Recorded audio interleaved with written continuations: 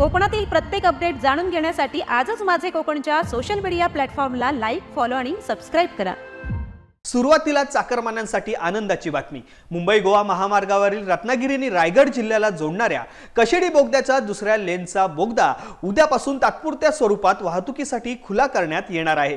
गणेशोत्सवाच्या पार्श्वभूमीवरती राष्ट्रीय महामार्ग बांधकाम विभागाने हा निर्णय घेतला असून गणेशोत्सवासाठी कोकणात येणाऱ्या लाखो वाहनांमुळे रहदारी होऊ नये यासाठी दुसरा बोगदा तात्पुरत्या स्वरूपात सुरू करण्यात आलेला आहे।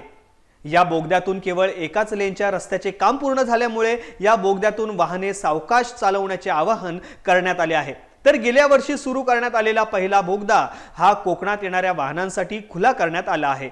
मुंबई गोवा महामार्गावरील कशेडी घाटाला पर्याय असणाऱ्या या ठिकाणी दोन बोगदे आहेत।